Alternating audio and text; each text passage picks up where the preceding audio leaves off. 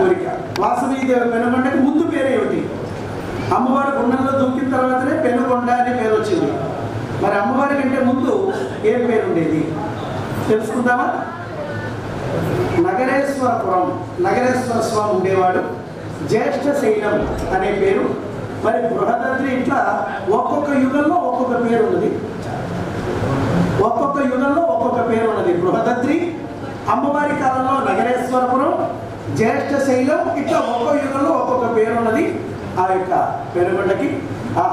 ఇంత చక్కగా మీరు తక్కువని ఆన్సర్లు చెప్తున్నారంటే నాకు చాలా ఆశ్చర్యంగా ఉంది. ఎంతమంది కథలు చదివారు మీరు? నాకు తెలుసు మీరు చదివినట్టే ఉన్నారు అమ్మవారి కథ. అందుకే ఇంత చక్కగా మీరు అడిగిన వెంటనే సమాధానం చెప్తున్నారు. కొంచెం తప్పుగా అడుగుతాను. వాసవీదేవి మేనమామ గోత్రం ఏమిటి? వాసవీదేవి మేనమామ గోత్రం మీరైనా చెప్పచ్చు. క్లూ ఇమ్మంటారా? క్లూ ఇమ్మంటారా? గుళ్ళో ప్రసాదం, రెండో ప్రసాదం వాళ్ళకే పెడతారు. మొదటి ప్రసాదం పెళ్లికుల గోత్రం, రెండో ప్రసాదం మేనమామ, మూడో ప్రసాదం మేనత్త గోత్రం. ఈ ముగ్గురికే పెడతారు ఫస్ట్. పోనీ ఆ గోత్రం ఏమిటో నేనే చెప్తాను, మీరు కానీ ఉంటే చేయొద్దండి. జై వాసవి అనాలి.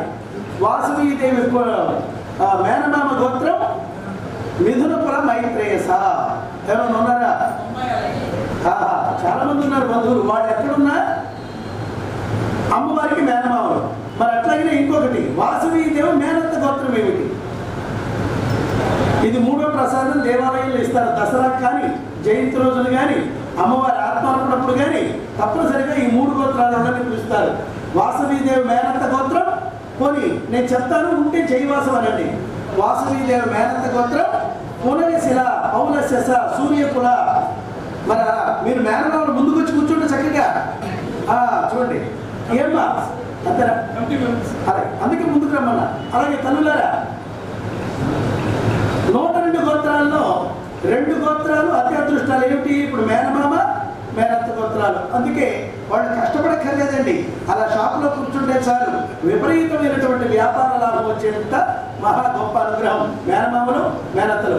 అలాగే వాసవీదేవి మేనమామ గ్రామం, వాసవీదేవి మేనమామ గ్రామం ఏ ఊరు?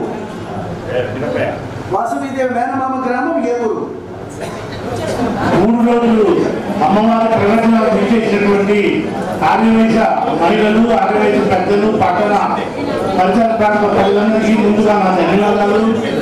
మన ఆర్యవైశ్యులుగా పుట్టడం అనేది ఈ ఏ జన్మలోనూ చేసుకున్న అదృష్టంగా భావించుకోవాలి. అట్లాగే మరి మన ఆర్యవైశ్యుల్లో ఆణిముత్యం లాంటి వారు శ్రీ రామ సుబ్రహ్మణ్యం గారు, సుబ్రహ్మణ్యం గుప్తా గారు. ఎందుకంటే గతంలో కూడా వాళ్ళు నరసరావుపేటలో సుమారు 18 రోజుల పాటు ఈ కార్యక్రమాలు నిర్వహించున్నారు. 4,000 దఫాలుగా. మరి ఇప్పటి వరకు వారు 10,072 ప్రోగ్రాంలు మొత్తం ఇండియా కానీ ఇతర దేశాలలో కలిపి వాళ్ళు ఈ యొక్క అమ్మవారి చరిత్రని ఇక్కడే చదువులతో అందరినీ ఆహ్లాదపరుస్తూ అమ్మవారి చరిత్రని శ్రద్ధగా మనందరం వినేటట్టుగా వారి యొక్క మధుర కంఠంతో మనం వినిపించడం జరిగింది. మరి రాబోయే రోజుల్లో మన మెహర్ గారు అమ్మవారి పుట్టినరోజుకి ముందుగానే వారి అపాయింట్మెంట్ తీసుకొని 18 రోజుల ప్రోగ్రాం పెట్టవలసిందిగా నేను ఈ సభలో కోరుకుంటున్నాను. అట్లాగే సుబ్రహ్మణ్యం గుప్తా గారి దగ్గర ఒక 2 విషయాలు ఉన్నాయి.